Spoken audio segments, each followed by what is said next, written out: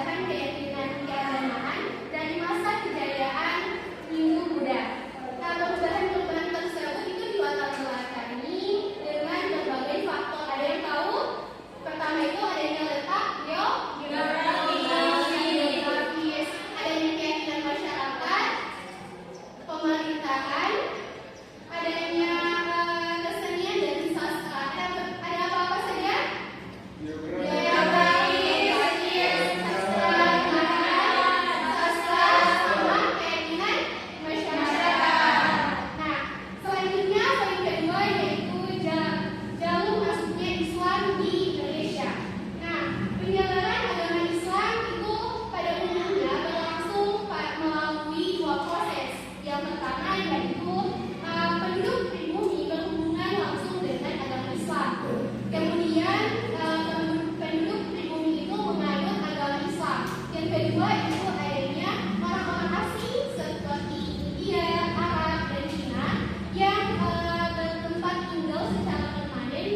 Salah satu wilayah di Indonesia dan melakukan perkawinan bercampur dengan mengikuti gaya hidup lokal. Setidaknya di dalam sini ada 4 teori Islamisasi di Indonesia. Ada yang tahu teori apa saja? Yang pertama itu ada teori Gujarat, bukan, teori Arab, teori Persia, teori India, sama teori Cina. Ada 4 teori tadi apa? Teori Arab, Cina, sama India. Baik. Nah, selanjutnya itu ada strategi dakwah Islam di Indonesia. Nah, masyarakat Asia Tenggara telah mempunyai peradaban yang tinggi sebelum kedatangan Islam di Nusantara. Nah, hal demikian itu dikarenakan di bagian Asia Tenggara itu mempunyai negara-negara yang memiliki kesamaan budaya dan agama dalam negaranya. Nah, salah satunya itu Indonesia. Dan Indonesia ini memiliki kontak dengan perubahan bangsa India dan bangsa Cina. Nah, tidak hanya dalam aspek peradabannya saja, tetapi juga ada istiadat dan kepercayaannya. Nah, agama Islam itu tersebar di seluruh wilayah Indonesia secara bertahap dengan strategi dakwah yang damai. Nah, menyesuaikan diri terhadap adat istiadat penduduk tanpa paksaan dan kekerasan. Nah, strategi penyebaran agama Islam di Nusantara itu dilakukan melalui perdagangan, pernikahan, pendidikan, ajaran sufi, sama melalui kesenian. Apa tadi? Ajaran sufi. Apa? Kesenian. Apa? Pernikahan. Nah, ada 4 itu. Hal inilah yang menyebabkan agama Islam itu mudah diterima di dalam Indonesia. Nah, faktor lain adalah agama Islam itu kan memberikan penghargaan kepada sesama manusia, seperti mereka tidak membeda-bedakan harkat, martabat, dan derajat dari manusia lain. Mereka itu bisa menghargai sesama manusia yang lain. Nah, yang terakhir itu adanya fase penyadaran Islam di Indonesia. Itu ada 3. Di sini ada 3 tahap proses Islamisasi awal di Indonesia menurut Hasan Muarif Ambari. Yang pertama itu adanya tahap kehadiran pedagang muslim sebelum abad ke-13 Masehi. Yang kedua yaitu adanya tahap terbentuknya kerajaan Islam pada abad 13 sampai dengan 16 Masehi. Dan yang terakhir itu adanya tahap kelembagaan Islam. Nah, itulah mungkin materi singkat dalam dulu. Mungkin ada yang adik-adik pahami mengenai materi ini? Oke, baiklah. Di sini mungkin ibu akan membagi kelompok, 2 kelompok, masing-masing kelompok itu terdiri dari 4. Nah, kelompok 1 itu Intan, Najwa, Adil, sama Najwa.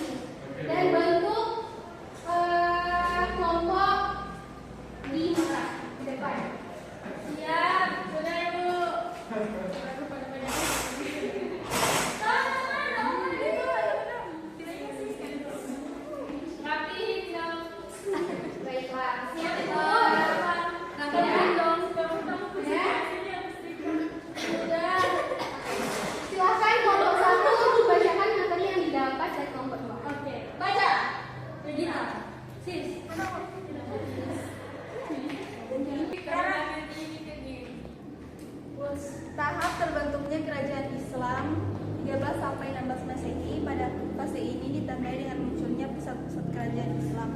Dibentuknya makam Malik Al-Saleh yang terletak di Kecamatan Samudra di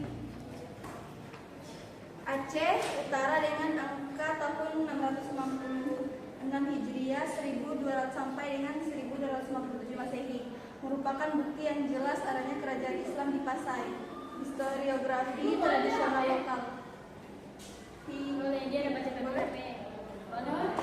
Hikayat raja-raja Pasai dan sejarah Melayu Malik yang menyebutkan penguasaan pertama kerajaan Samudra Pasai adalah Malik Al-Saleh.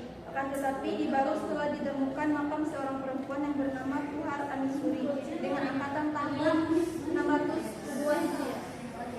Terima kasih. Selanjutnya kelompok 2. Nadilah. Tahap kehadiran pedagang muslim sebelum abad ke-15. Pendapat masukan Islam ke Indonesia sejak abad ke-7 Masehi atau ke-1 Hijriah dikemukakan oleh Syekh Syamsuddin Abu Abdillah Muhammad bin Talib ad-Dimashq. Ia menyatakan bahwa agama Islam masuk ke Indonesia melalui Campak, Kamboja, dan Vietnam sejak zaman Khalifah Utsman bin Affan, yakni sekitar tahun 651 Masehi atau abad ke-7. Pada versi yang lain menyatakan abad ke-1 sampai ke-4 Hijriah terdapat hubungan perkawinan antara pedagang muslim dengan penduduk setempat sehingga mereka memeluk agama Islam. Mengenai adanya makam Fatimah binti Maimunah di lereng Gresik dengan angka tahun 475 Hijriah atau 1082 Masehi. Bentuk batu nisan dan jirahnya menunjukkan pola gaya hias makam dari abad ke-10 Masehi. Baiklah, itulah materi yang kalian dapat dari masing-masing kelompok. Nah, apakah dari kelompok 2 benar